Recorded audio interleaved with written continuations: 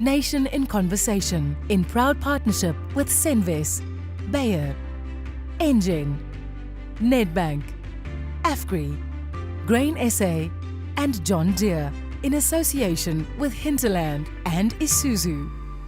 Thank you for inviting us. Thank you for being partners of not only Senves but NAMPO. It's great to be back here, and it's great to be part of this ongoing activity. You know, I used to say that in the old days when I was still in politics, I was not very welcome in this part of the country during the time of NAMPO. But things have changed. And nowadays, people like me can also be part of the bigger farming community. So at least for you as a newcomer, Sakele, I can say it's a happy landing. And I hope you're going to enjoy the evening. It might be your first time here. I hope you're going to enjoy the evening and the rest of the activities. So apologies for two names that appear on your programs. The first is DG Mpofu. Unfortunately, she was called for other urgent services today by the government and couldn't make it, but Sakele Madlozi is standing in for her from the Department of Planning, Monitoring and Evaluation in Pretoria. And then our other panel member who is on the list but couldn't make it is Nick Serfontein, who unfortunately fell ill very seriously, I believe with pneumonia, and he had to excuse himself this evening. But welcome to the other colleagues who are here that are on the list. Our theme for the discussion this evening is agriculture as a global business, and I think it's very appropriate to start there, to talk about it as a global business. Maybe a little bit of background. Less than a year ago, some of us who are sitting here were very closely involved in establishing a project which is called the Public-Private Growth Initiative, PPGI for short. And when we started the whole discussion, firstly amongst private sector participants and later on then with government, the whole idea was to bring private sector and government together and closer than it was or used to be. And that emerged as a very close relationship now between the Department of Planning, Monitoring and Evaluation in the presidency and different private sector groupings. The whole idea was to establish a direct interaction, sector by sector, with the government. And the interesting thing is that when we started to line up different sectors for this purpose, the first one was the automotive sector, for a very obvious reason, not only because of Toyota, but also because of the fact that the automotive industry has established over years a very well working relationship and partnership with government already. And that could be used as an example for others. But the second choice was the agricultural business, agricultural sector at large. And I was so happy that that emerged almost naturally, automatically. And I think this evening we can look back at a year of great discussions, great participation, where agriculture was in the forefront of this interaction with government. It's still an emerging initiative, we can say. We are not fully there yet, and Sakele will talk a little bit later about where we find ourselves now in terms of government planning for the way forward, including the agricultural sector. But with that background, I would like to start off, Francois, by asking you to give us an overview of where we stand. This afternoon when we were driving from Pretoria, I said to Michelle, my wife, it looks better than last year. I have a feeling that the crops in the western part of the country are looking better than last year. I hope that's true. But maybe you can give us an overview of the current status. So, Ruth, this year really tested our our resolve. If you would have visited us in the middle of January, you would have seen almost absolute desperation. So maybe just a step back as we talk about global business. Of course, it starts with your local production. We have broadly about 34 main commodities, that is food and fiber, that we produce in South Africa. And of those, around about 22 of them are net exporters of that specific commodity. What immediately comes to mind is things like citrus, where we're the second largest producer in the world. Red meat in 2012, literally in 2012, we were net importers of red meat. By 2018, we were net exporters of red meat. Of course, red meat being the biggest commodity in South Africa. Your direct question on the maize crop, the last 5 years were really a bumpy ride. It included one of the worst crops we ever had, and also the record crop we ever had. So just the last 3 years, quickly in perspective, if we talk maize, that is white and yellow, over 17 million tons 3 years ago, followed up by 12.5, 12.6 million tons. And this year, the verdict is still out, but the last CEC number was 10.6 million tons. So yes, lower than last year, but at a point, we really thought that 8.5 million tons were on the cards. It is maybe the season where I found that the supply market and the demand market were the furthest apart. And it's because of the lateness of the rains that came 6 to 8 weeks late, which of course impacted the hectarage. But the biggest impact is on what will happen with that crop, what will the yield be. And we slowly got the two sort of sides of that market came together.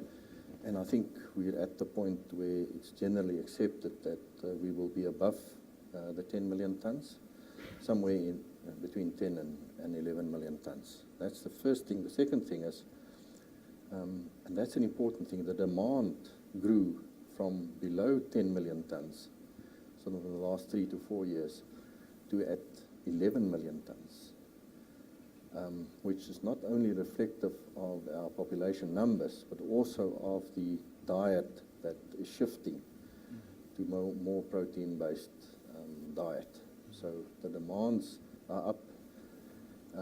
That's sort of the second thing. The last thing I want to end off with.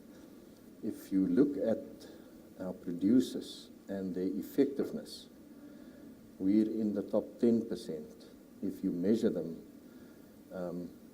how many kilograms they produce per millimeter natural rain that they receive, in excess of 12.5 kilogram per millimeter rain, and that is top class. So from a production point of view, and remember this is without any subsidies, or very, very low subsidies, below 1% subsidies, where you compare that with 30 to 40% subsidies from a European and American farmers. So from a production point of view, and from an effectiveness point of view, and ability, just the ability to produce under these erratic circumstances, our farmer sector and the rest of the value chain. Remember, it's never only one part of the value chain. It is the value chain, the competitiveness of the value chain as a whole. Thank you. Thank you for that overview, Francois. John, you're looking on an ongoing basis at the total sector, agricultural sector, from where you are. Maybe you can just give us a little bit of insight in terms of your job, what you're doing, and then take it from there. Yes, Rolf, thanks very much, and good evening to everybody. AGBIS, the Agricultural Business Chamber, has approximately 90 members. It ranges from different value chains, input suppliers through to integrated agribusinesses to the financing fraternity, that's the commercial banks, also DFIs from government, Land Bank and IDC, and then into processes. So it's all along the value chain, and it's across various value chains, whether it's grains, meats, wine, fruits, etc. So we play a bigger role. So our role is to engage government on policy and legislation. That's our key and core function. In other words, to create an enabling environment which will attract investment so that we can grow agriculture, we can grow food security, we can be competitive on the international stage so that we can grow South Africa in the process. So that is the core function of what we do. When Rolf walked into my office, I think it was in July last year, we set the process going which has been fantastic. And to get back to the topic of the day, where does South Africa stand in terms of agriculture in the global business sense? And Francois actually mentioned it. There are two key imperatives that we have to look at. And when we had the opportunity to present to President Ramaphosa, I think it was late in August last year, they said 15 minutes. You must sell agriculture in 15 minutes. And I thought, how do I do this? Fortunately, the president was so great. He asked 2 questions per slide. So he took us past an hour on that presentation because he's a farmer himself. He understands, he knows, he's so interested to understand what's happening in agriculture. And you'll remember that engagement that we had. And when he got up, he said, I'm excited. I'm as excited as Minister Dlamini Zuma. I want a 5-year plan. And this is where we got the whole process going. So what did we tell him? We told him there are 2 key imperatives. The first one is the competitiveness of South African agriculture, and that then you break down into the value chains, as Francois mentioned. And the second one is food security. Now, there are 2 different concepts to food security. There's national food security and there's household food security. Now, from a national food security perspective, and we've discussed this also with DPME, we're actually doing very well in the world. You can go and look at the Global Food Security Index from The Economist, and that Corteva also contributes. We rated, I think, 46th in the world, but we rated in the good category. Not the best, but definitely in the good category and definitely the best in Africa, partly because our food is affordable and our GDP is of a standard where most people can afford food for a decent living. The point is, though, that we have roughly 20%. It's actually a little bit higher. It has deteriorated lately. Because we've lost a lot of GDP growth. Our per capita GDP in dollars has come down. So we have gone backwards the last 7, 8, 9 years. Whether we like it or not, it's the truth. Go and look at the figures. The president is right.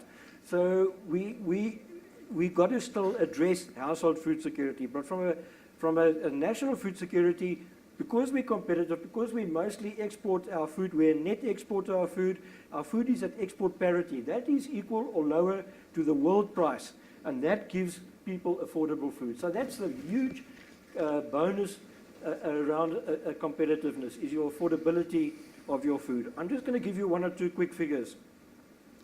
The last 2 years, 2017, 2018, our exports totaled over $10 billion. Now you can multiply that by 14 to get to the figure of exports. So over $10 billion were our exports. Our positive trade balance is in the region of just below $4 billion. So we have a positive trade balance because of our competitiveness. Competitiveness, the definition is what we use is the relative trade advantage. That's your ability to put your product on the international market at a price equal or lower than the international price and still make money. And that's where the efficiencies come in that Francois was referring to. We've got to be super efficient, but not just on production level, up and down the value chain, from your input supply, your logistics, your production, etc., right into the market.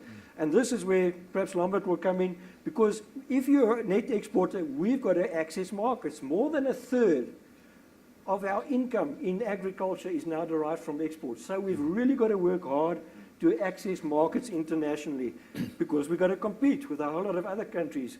And this is where where the partnership with government is so important, to open those markets, to get support to make agriculture even better and to bring new entrants in. There are so many examples, I think we're going to touch on them tomorrow, around the public-private partnership, of how we then take agriculture forward, bringing new entrants in transformation as well. I think we can leave it there for the time being. Thank you, John. Lambert, you are a trade lawyer. That's right. Now, what have you got to do with agriculture? Well, thank you again for inviting me to share some thoughts from a regulatory point of view. So I leave the, the economy to the economists and the policy to the policymakers. But what we deal with as Hilton Lambert, we deal with agriculture for the past 15 years or so, typically on issues of market access. We mainly deal with industry associations, and I speak to that point that I want to address this evening. The role that industry associations play in at least the area in which we operate. So John was referring to the issue of market access, and that's typically where we come in international trade. The barriers to market access. So I would almost in my sort of language, I would rephrase the question, to what extent can we build capacity amongst producers and producer organizations to overcome barriers to market access? Because you can have everything right at home, but you can't access the market. You must have a tradable product. You've got a tradable product. You've done your marketing. You've done your market intelligence. You've done your product quality. You secured your supply, security of supply. You looked at customer preferences, everything that you've done. But now you look at government to do the enabling role that they play in creating market access. Now, typically governments work all over the world. They deal with tariffs as the low-hanging fruit, because that you can cost into your pricing, you can negotiate over a table, and you can walk away and you can say, well, we've reduced duties, and everyone is doing it. But those are the less complicated, and it's not easy, as we see in the WTO, still Doha around, but the more complicated issues that's often left to resolve back home is to overcome your non-tariff barriers. And your non-tariff barriers are more opaque, and what we find dealing with various industries, the meat, the citrus, we all know about the citrus black spot issue, is they're facing market access in terms of animal or plant health standards. Now, immediately when we talk about those standards, we have to distinguish between public standards and private standards, right? You all know about the private standard, but let's talk about it. Public standards are those typically in those standard-setting bodies internationally where the South African government also participate, and which we should encourage participation in order to align standards to our level of development as well. But those are the International Plant Protection Convention, Codex, and those sort of institutions. They are usually science-based, rigorous, and they set the international standard. But often there's either no standard or a country decides to go beyond the international standards.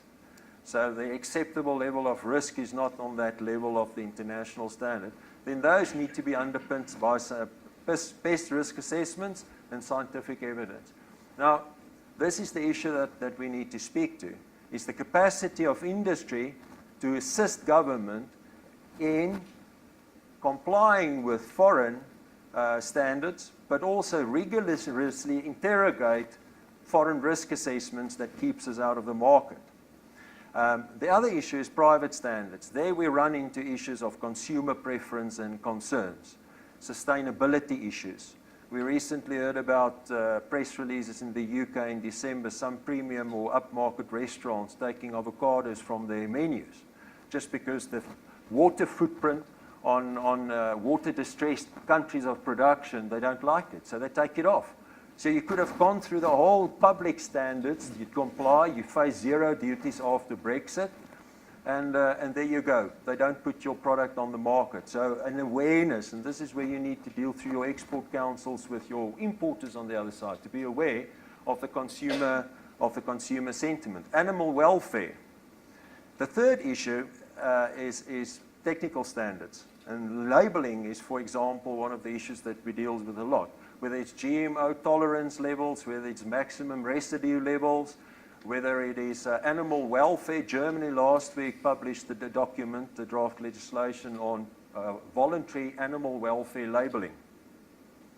Okay, so every day we spend time looking through those notifications coming in, and they are abound on wheat flour, on maize, on soya, Uganda, pumping out all those standards. So if we say, do we equip the industry? Well, industry needs to be linked into where they get access. You don't want to be surprised with your consignment up in, in Mombasa, and you face the GMO tolerance level that you weren't aware of. Those are practical issues. So where does it bring me? It tells me that these things are very complicated. Former, what was his name, Foreign Affairs Secretary of the UK, Douglas Hurd, he once mentioned international trade is not a philosophy for the narrow-minded or the faint-hearted. And I wonder what he would say about Brexit now, but that's exactly why we're here. So how do you resolve these issues? There's no single producer on its own or her own that will overcome these barriers. And the importance of linking into producer organizations at various levels and forums is crucial. If we want to overcome these barriers, we need to cooperate with government, as we do in these value chain roundtables for meat, wine, vegetables, and fruit at the moment. I think that's about what we have going on. But we need to link in with trade associations. They need to be well-functioned, they need to be well-represented, and they need to be well-funded. Because in the cases that we have been dealing with, we've worked with associations that are not well-funded, so they cannot provide funding, grants for scholarships for students to study in science in order to build capacity in their associations to assist them in planted animal health issues, to work with the Department of Agriculture. And that's really what I'm saying, is that we shouldn't let our associations go to ground. We are privileged in South Africa. We are well organized in agriculture. We shouldn't be, let that slip. I think I'll stop there. I think that's for now. Thank you very much. Thank you for sharing that insight with us. I think it's very valuable. So Kelly, you are dealing with the farmers too, in a different way, at the Department of Planning and Monitoring and Evaluation. Can you give us an insight as to what we can expect in terms of the coming weeks as far as the installation of the new administration is concerned? Thank you, Ruth. It's very interesting to be here today. Earlier on, when one thinks about farmers, one only thinks about food, not knowing where the food is coming from and how does that food ended up there. But besides that, there are a lot of things that are happening. One of those things that we can talk to here today. On the 8th of May, we had an election in South Africa. Those election was introducing the 6th administration of the democratic government of South Africa. And what is also interesting around that is the Nation in Conversation, as we are sitting here today, are having their 7th session of sitting, wherein they are talking about how government, private sector are coming together to look at the ways and means as to how they are going to go forward with collaborative efforts. But as part of the government initiative today, which is going to be coming into effect shortly, is to how to enhance those collaborations. But maybe one has to go back a little bit and indicate that from the 8th, what is going to happen next? The parties that were participating in the elections are going to submit their list of people that are going to represent them in the parliament. And those members that are going to be submitted are going to be sworn in as the cabinet members.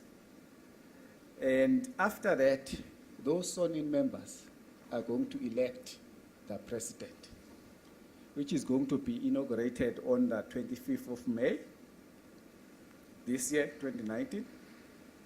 And immediately after that, the president is going to now appoint his cabinet members that are going to be dealing with the policy issues that we have been talking to here, talking about the ways and means in which those different sectors are going to be made to be resilient to different issues that are confronting the nation today. But having said that, on the 12th of June, there will be Cabinet Lekgotla, wherein the newly elected members of the cabinet are going to be given some of the reports in terms of how the government has managed to work over the last 25 years and the issues that have been picked up during those 25 years in order to come up with the ways and means to say how are we going to face our 5 years to come, 10 years to come, as well as another 25 years that we are going to be faced as the country that is liberated.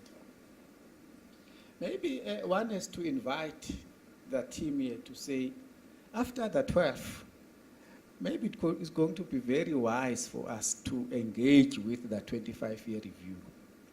Because in that 25-year review, that is where we have outlined the challenges as they've been experienced by the different sectors, of which agricultural sector is one of them. And the PPGI has indicated about 14 sectors that are critical for economic development. There are specific recommendations that have been outlined in the 25-year review. Some of them include the critical challenge that face agriculture today. One of those is climate change issues. And whilst one travels across the Republic of South Africa, you see a change. For the last 5 years, there was a lot of challenges that faced the farmers in South Africa. Climate change was causing a lot of problems for them. Their export was challenged, but one has to indicate here to say agriculture, although they were faced with those climate change challenges, but they managed to save this economy. Maybe one has to indicate that agriculture was the only sector that was having a positive GDP in this country. John is going to confess to that. And at the same time, agriculture managed to keep their export figures not dropping despite those challenges. Despite the issue of climate change, the issue of financing the initiatives in agriculture becomes a critical challenge that the upcoming administration is going to face with. That is going to look at how the smallholder farmers are going to be assisted to be part of the bigger players in the agricultural sector. And I heard Rolf was saying earlier on, by the time he was coming here for the first time, it was very difficult.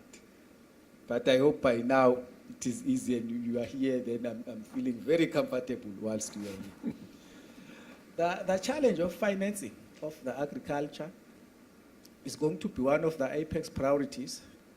And it is of the greatest belief that the PPGI is going to assist in ensuring that the financing modalities are going to be ironed out going forward to ensure that agriculture is resilient to different challenges as we are facing.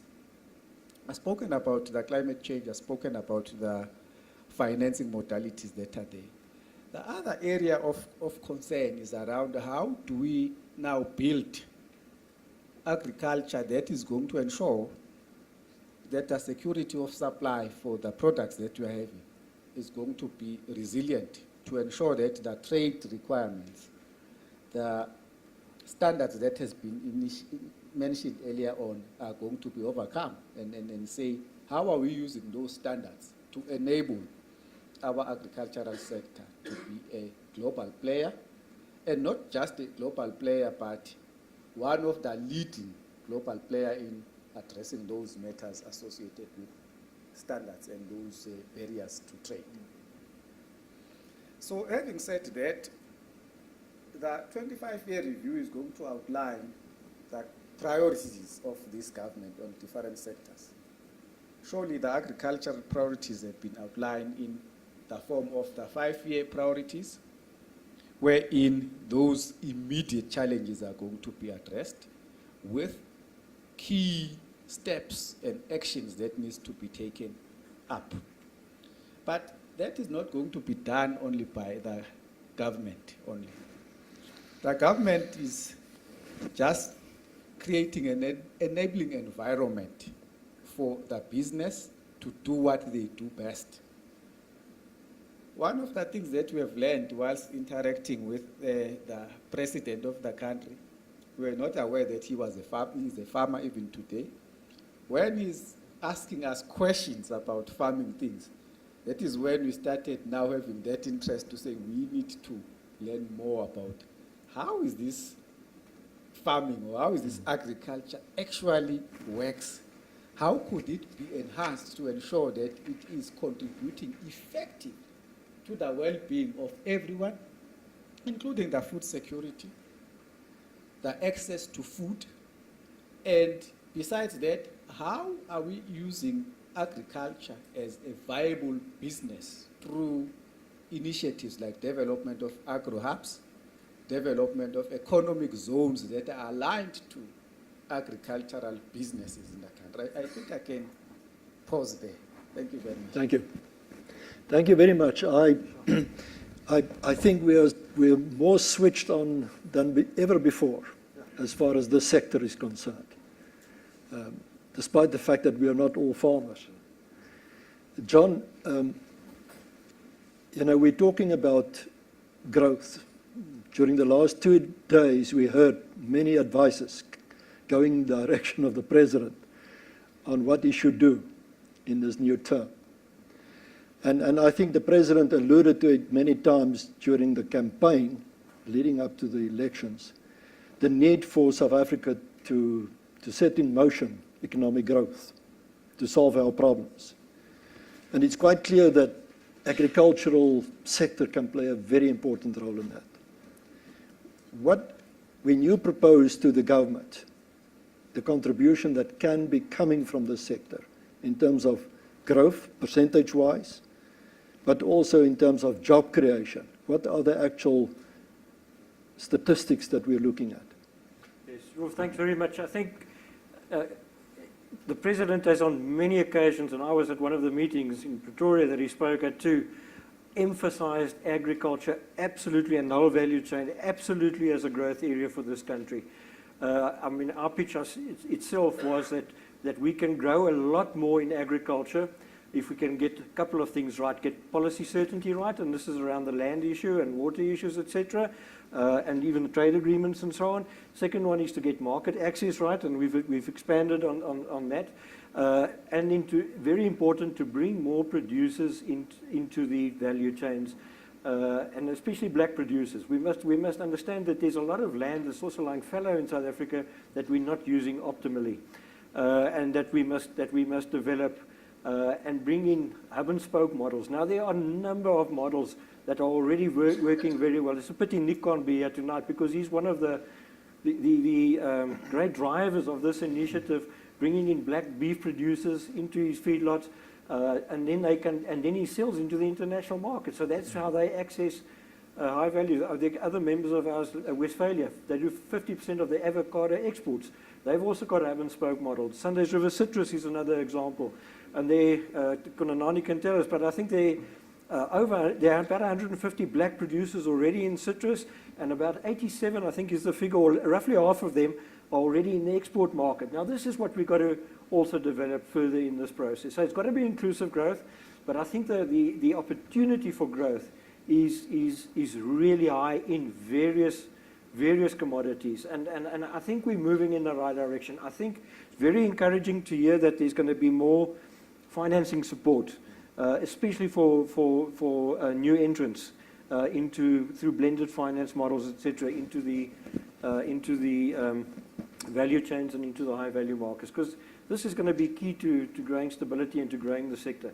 But we've got to get confidence back in the sector, not just in the whole economy, but also in the sector. I think the President is moving in the right direction as far as that is concerned. Unfortunately, we've seen that our confidence has deteriorated and our investment levels in agriculture have come down. In fact, there's been no new greenfields investment actually in agriculture, except in some industries, but the other industries there's even disinvestment. But overall, it's been very flat. And we've got to turn confidence around so that we can get investment. You first got to get confidence right, then you get investment, then you get growth, then you get jobs. Jobs is a lag indicator. So it starts with confidence. And I think once we can get the policy certainty issues right, the investment will follow. I think there are so many companies, and you know that, when we looked at the projects in agriculture, I think we've probably 20 or 30 projects that people told us, just let's get the things right, then we're going to get the investment. And I think that is very heartening. So we know there's a lot of goodwill, there's a lot of investment that's going to come once we can stabilize everything. I want to ask a question about access to local markets, but before we get to that, Francois, from your perspective, what are the main inhibitors that we would like to call on the state to make it easier for new entrants into the industry? In other words, how to become farmers, those that want. So I think the first thing you have to appreciate is what government is now saying. I mean, for the last 9 to 10 years, business were almost considered as the enemy. Those of us who work closely in these sectors, we know that. We were excluded, we were never sort of given a chance to speak, and that has dramatically changed. I remember 2 months ago we had that business Abusa meeting with the president. He flew in just back from Davos, and all the industry leaders were sitting there, and he had 17 members of his cabinet and his economic cluster with him. And he spoke to us for about an hour and a half. He spoke directly to us for 10 minutes, and the rest was, we saw how he spoke to his own cabinet ministers, how he said to them that the only way that we can get out of where we are is to grow the economy. And these are the people that are on a daily basis involved in business. So remove the inhibitors. And that's your question. What are those inhibitors? I think the first thing is exactly what we hear there. So a friendly environment between business, because the government has to set that environment, exactly what you said, that friendly and enabling environment, so that business will find a way. We've always found a way to use the opportunities that's given to us. That is the first thing. I think the second thing is we have to appreciate one of the things that was also said. In the last year and a half, when attending congresses and panels like this, there's always somebody who sort of bashes our financial sector. It's become popular. I think it is one of the biggest mistakes we make. You have to only visit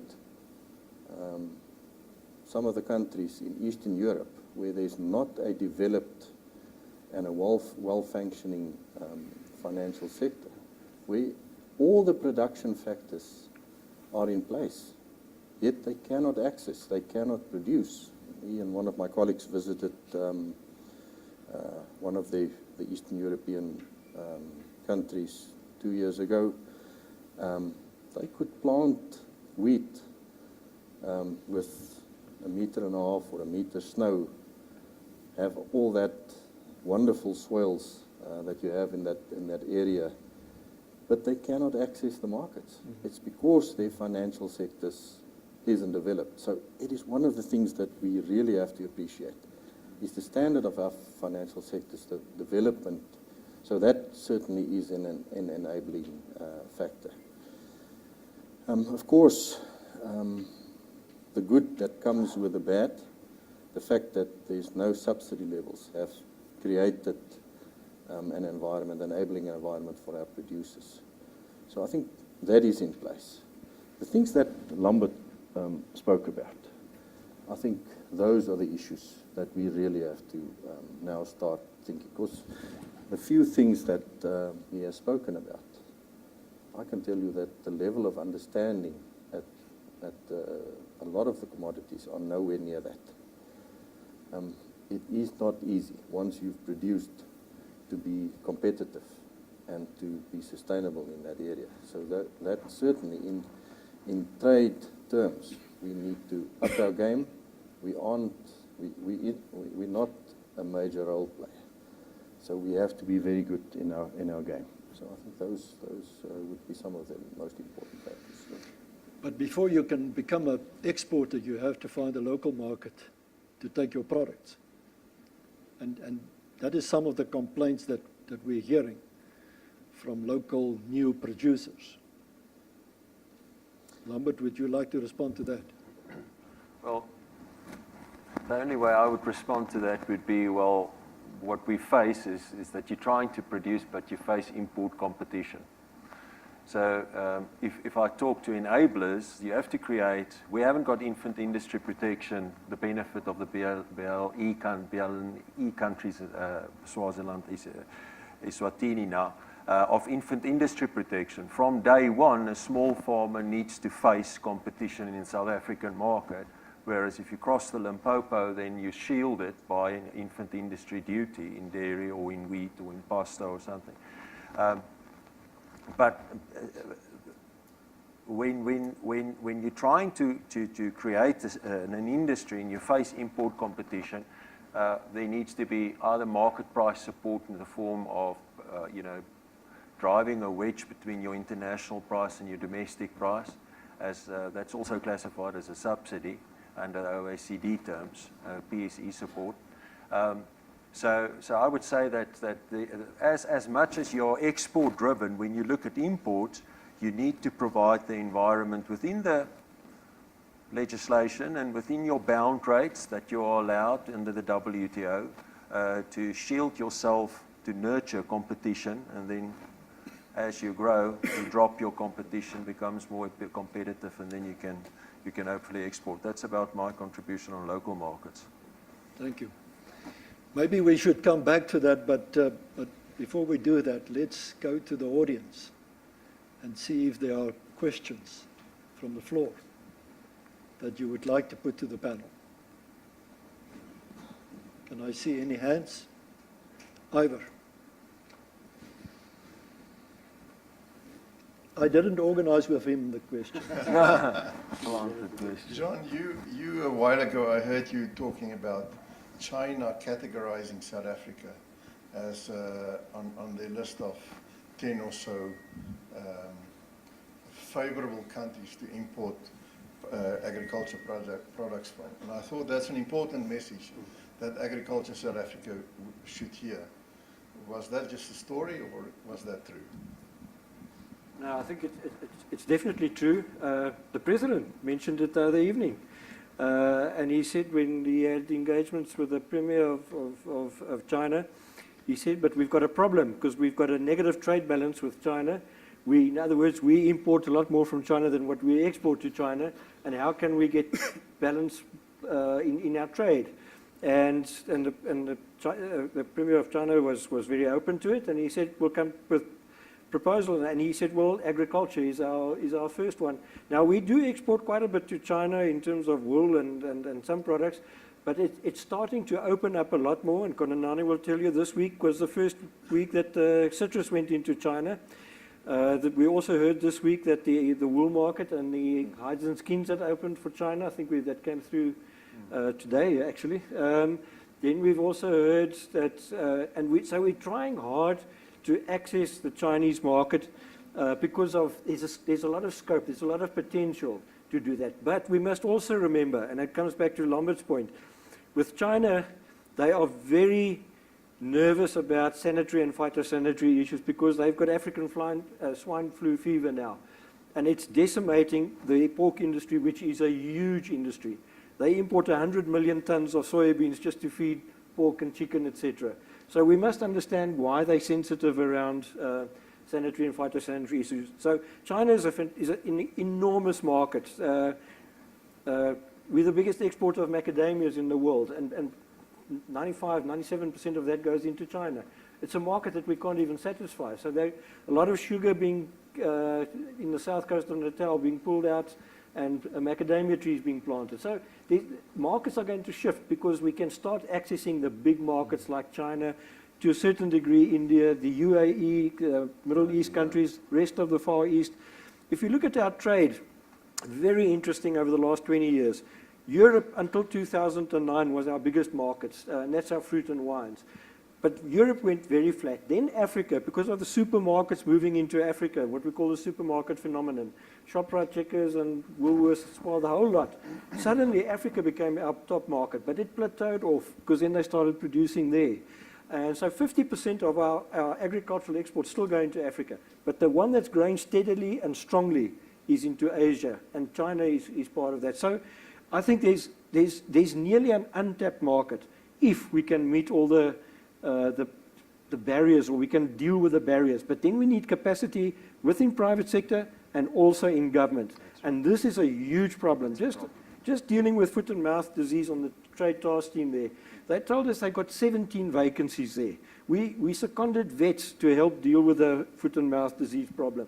But it's not just foot and mouth. We got challenges in the plant and in the fruit industries as well.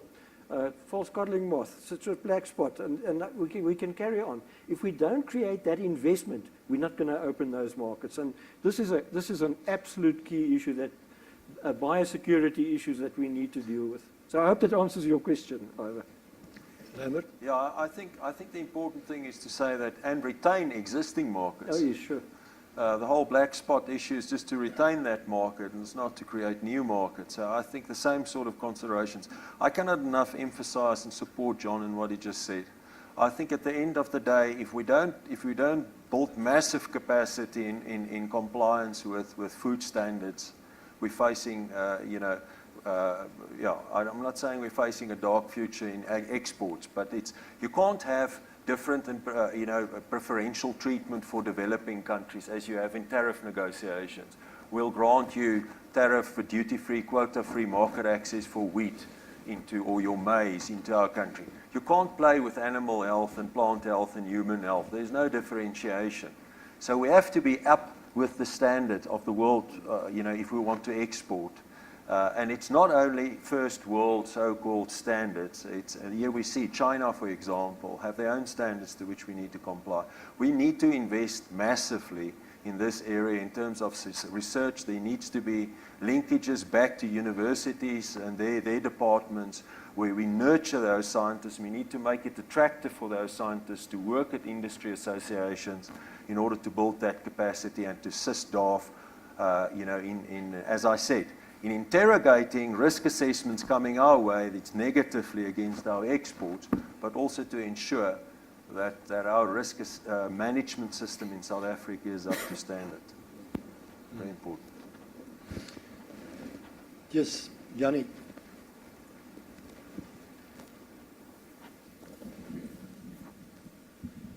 Thank you, Rolf. I've got a question for Zakele about the infrastructure investment.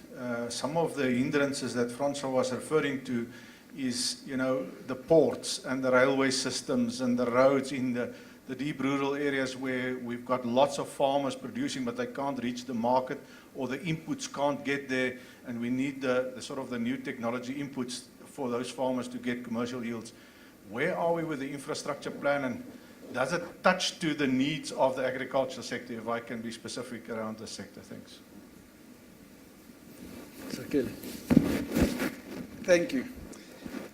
The answer is yes, there are work that is done around addressing the issue of infrastructure and the role of infrastructure in ensuring that the sector is growing in terms of its export capabilities. But besides that issue of the infrastructure, the reconfiguration of the finance mechanism, looking at the agrarian revolution, what is the term that the president used whilst he was meeting with them? he made mention of agrarian revolution and said, what are the enablers for the effective agrarian revolution? He said one of those is a development in the infrastructure that is capable to ensure that it supports trade that is there. And at the same time, he is even made reference to the issue of skills that are required by not only from the government, but by the sector themselves in terms of how are they ensuring that the new entrants into the sector are having relevant skills, and those skills are supported by those that have been already within the sector for quite a while. That is now talking to the emerging farmers or agriculturalists. The other area that was looked at was around the research capabilities, and that research capabilities was looking at work that has been done by the ARC. How far is the ARC have been utilized to ensure that the work that is coming there are taken into good use by the agricultural sector that they support. The other research institution that has been highlighted in terms of ensuring that the sector is well supported, besides the infrastructure requirement, is the use of the CSIR in terms of the areas that they are coming up, the new ones, the existing ones that needs to be supported, as well as how to capacitate the sector to meet with the new demands of what their sector requires out of them. So in terms of the infrastructure, there's a lot of emphasis on how to reconfigure the financial mechanism. That is one. The other area that is emerging is around the broader dynamics in terms of what have South Africa been known of trading with before. Example that one can highlight, South Africa was taking out a lot of coal. And the coal markets, as we are speaking, globally is shrinking because of the emergence of the renewable energies in Europe and in the Middle East, which therefore enable that the existing infrastructure that has been used for moving coal from the country can now be used to support the movement of the agricultural product from our shores into those markets that have been opened up. Thank you very much. Thank you. Yes, please, ma'am.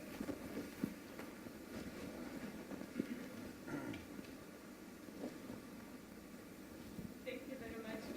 Two things that I want to raise. One is a question and one is more of a comment. I'm from the fruit industry. A lot of time when we try to access markets or try to work on markets in the East, as John has indicated, one of the issues that is raised is that most of our competitors, you are in the South American, when they negotiate for other bigger sectors like mining and other sectors, for example, the countries that they are negotiating with are interested in, they bring along agriculture. But what we have seen in South Africa, if you give China, for example, there have been a lot of delegations which go to China and business is done and all that, but agriculture is never featured.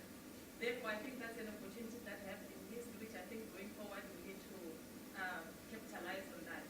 Because agriculture is not seen as a big player or big issue, and then mining deals are done. But I think we need to bring agriculture on board, and that's when the competitors get better deals. The second important issue is, as much as we are competitive, there is a big issue that disadvantages as South Africa, which is the free trade agreements, which our competitors have with most of the countries that we are trying to access. As presidency, what is it that you are going to do going forward to ensure that as South Africa we do get also free trade agreements, because it's getting tougher and tougher for us to compete with people who have zero tariffs, for example, when they access the same markets that we are trying to access. Zakele, would you like to respond there? Yes. In terms of leveling the playing field amongst different sectors, all the sectors are supposed to be brought in when we are negotiating trade agreements. And I hope the agricultural sector is one of the sectors that has been hit hard by AGOA earlier on, that is talking to your agricultural product, which was putting your product as one of those prime products that have been negotiated at the global stages. But having listened to the comments around whether are they given equal weighting, the answer I won't have it with me, but I think John is going to indicate what is the weighting that is given to different sectors. Around the free trade, I think we need to look at the issue of free trade with a bit of a cautious here. Because having free trade does not necessarily mean that your product are going to have access to those markets. As we are speaking, we are quite aware that the African, South African traders, I'm not sure what is the right word, your ShopRite, your Checkers, they are entering the African markets. As they are entering the African markets, it means that they are now starting to localize the product that is sold in those markets, which in one way or the other tend to limit the movement of the agricultural product from here to those markets. So we need to be very careful out of that. But having said that, what is our position as the government around the free trade? Yes, the free trade has been signed off. The Department of Trade and Industry is working on that.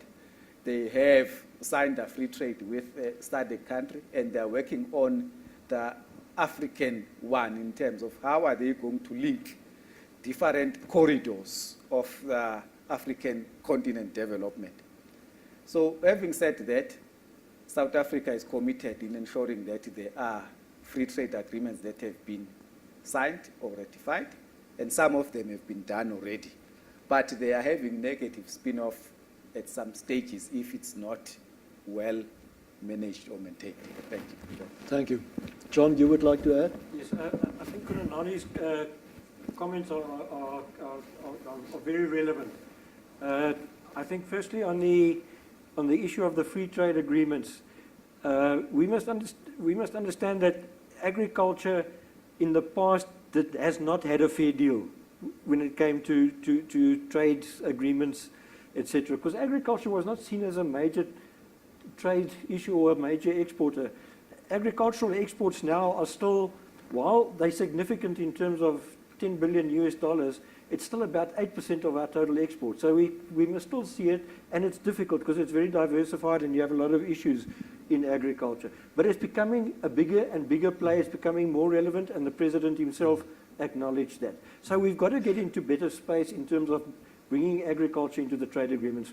We're very fortunate now in that the sense that trade agreements from private sector participation in trade agreements, the negotiation thereof takes place through Tesalico. Now Tesalico is the subcommittee for trade at NEDLAC, Trade and Industry Chamber.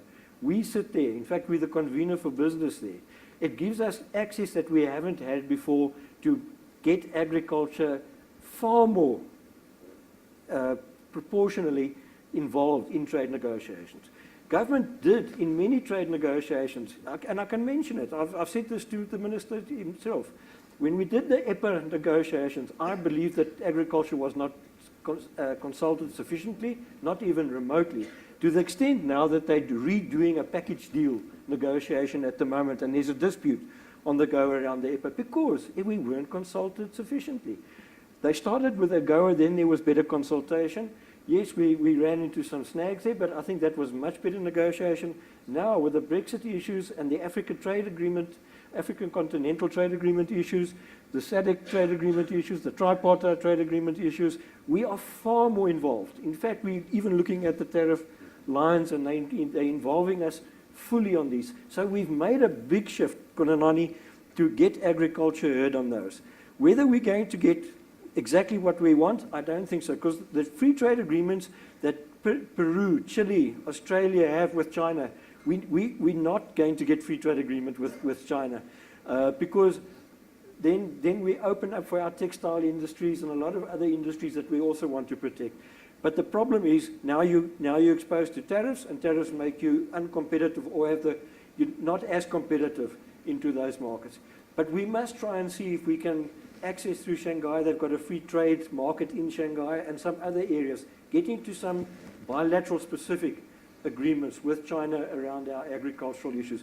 There are ways and means of dealing with it. We must just be innovative with government to get those done. But I fully agree and I fully appreciate your comments because we've got to move stronger in that direction. I'm just going to give this gentleman a chance and then I'll get to you, Lambert. Yeah, thank you. My question is not about trade, it's more about the post-settlement support. And what I've noticed in recent times is that the post-settlement support provided by government has been lacking or not really in tune with what the sector needs. And if we listen to what we're talking about here and meeting, whether it's local demand or sort of export demands and the criteria that goes with it, I think the support to new farmers coming through and to farmers in general needs to be ramped up quite a bit. So my question is I'm not so sure that government will be placed to do that going forward, and how do we pull in the private sector to assist with that? And Francois mentioned that I think there's a greater willingness now to do that, but how do we put it together that the private sector plays a much greater role in that post-settlement support, and therefore bringing farmers up to speed far quicker and far more relevant in terms of the times that we live in? Well, there is an initiative in that regard under development. Would you like to say something about that, John? Let me say something. Actually, Ruth should answer the question. What we're doing is, we can even say it's part of the PPGI, but what we've seen, John, that this is a major deficiency in agriculture development, and we must look at inclusivity and development and also post-settlement support, etc. And it is so. Government have failed disastrously with post-settlement support. We've identified this in private sector, so we're busy with this initiative called the Agriculture Development Agency, ADA for short, where I think key role players in private sector are looking to put up basically an agency of which finance will be a major component, blended finance or soft loans, etc. Yeah. And we work with you. We've actually consulted with the banks also on this to try and get a fund that private sector can control and really start moving with some of the big role players like the agribusiness, like the Senvesses and the AFCRIs, etc., to really get development going. I think there's and I mentioned it just now, there's considerable potential, considerable opportunity to do just that. But we've got to get the financing and the post-settlement support to those farmers out there.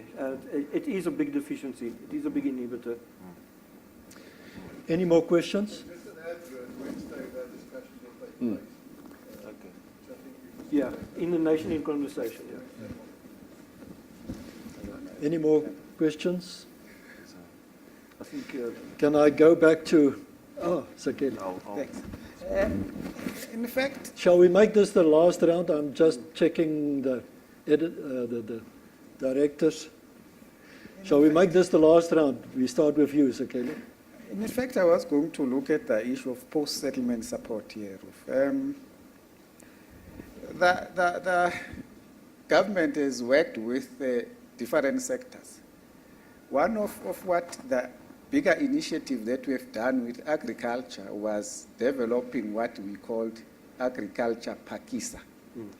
In that pakisa, the space was open, or the provision was made for the business to drive investment in ensuring that agriculture initiatives are supported and they are working for both the investors as well as the beneficiaries of those investments. We might have failed at some stages because those projects are not gaining the momentum that we expected them to gain because of the investment from the private sector. And we are hoping that through the PPGI, there's a lot of flow of investment to ensure that those pakisas are made to be effective and deliver on what they were intended to deliver at the end of the day. Thank you. Yeah, I just want to come back to the issue of free trade agreements. I think there's a lot of work that can be done. Alignment between different industries.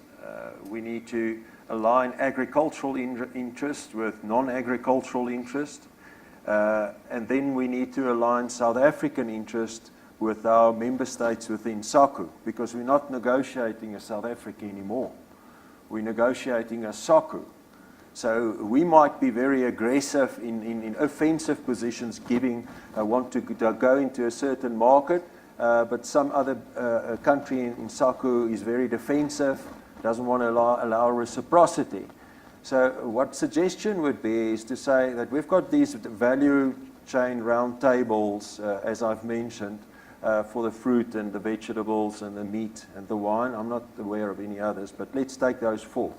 My understanding is each of those roundtables identify priority export markets, and then looking at, as I said, market access barriers and how to overcome that. But perhaps we could link the priority market priority markets identified in the fruit and see how they overlap with the priority market access for veggies and for meat and for wine, if possible. But we need to try and align this. And then we need to go to non-agriculture, because if we look at what happened with India, negotiations started off in 2005, December.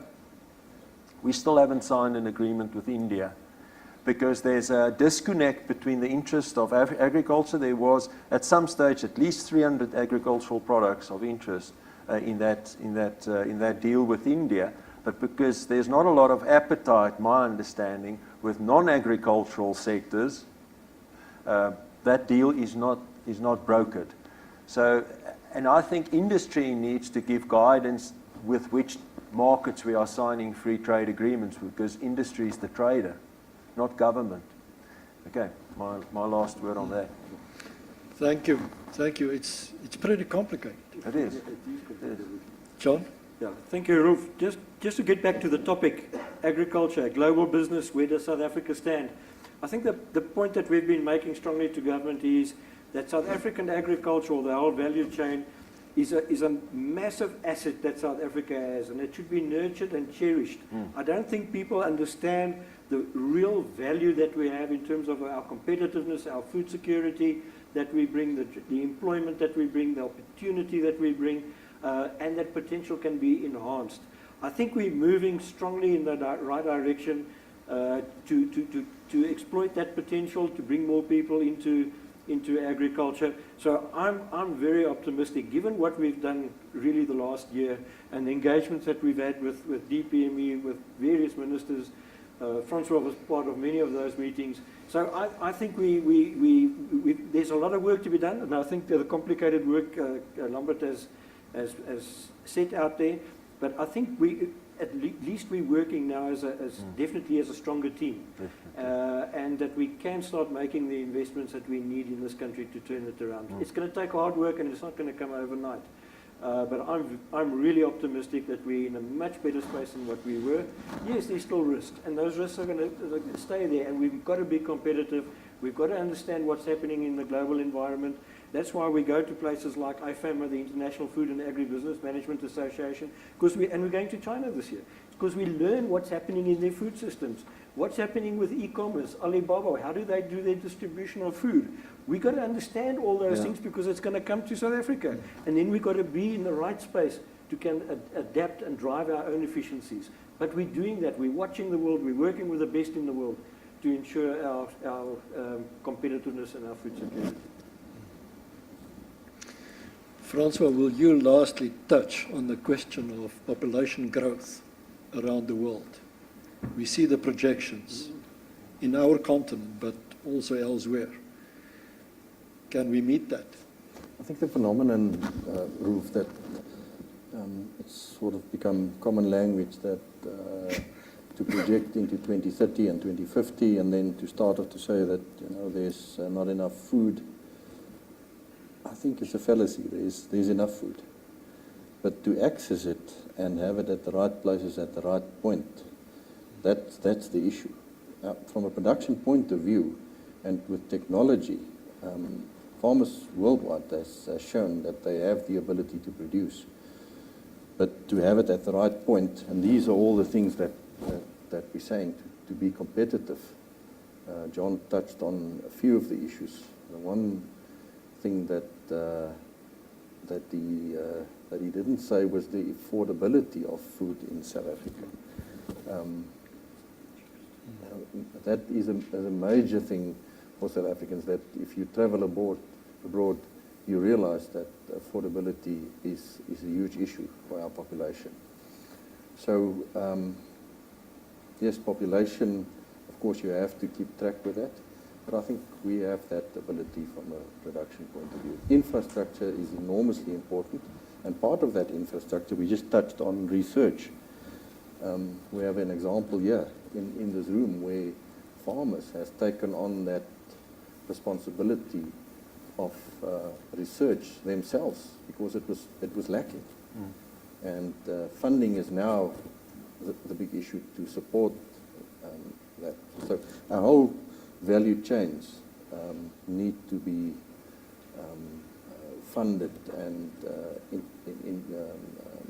supported so that we can deliver the right products at the right markets. Well, in conclusion, I would like to say that I think we have seen a meeting of minds.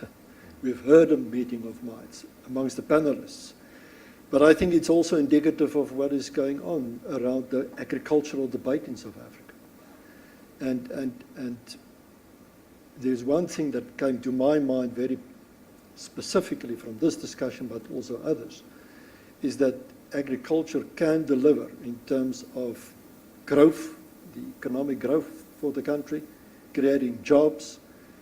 And with the partnership idea that's underlying the PPGI project, I think we can see how government also can contribute with a commitment towards making agriculture one of the standing out sectors in our economy. I would like to thank the panel members for their participation, their willingness to be here. It might have not excited the audience as they might have thought because there's no difference of opinion. But thank you very much for your participation. Nation in Conversation, in proud partnership with Senvis, Bayer, Engine, Nedbank, AFGRI, Grain SA, and John Deere, in association with Hinterland and Isuzu.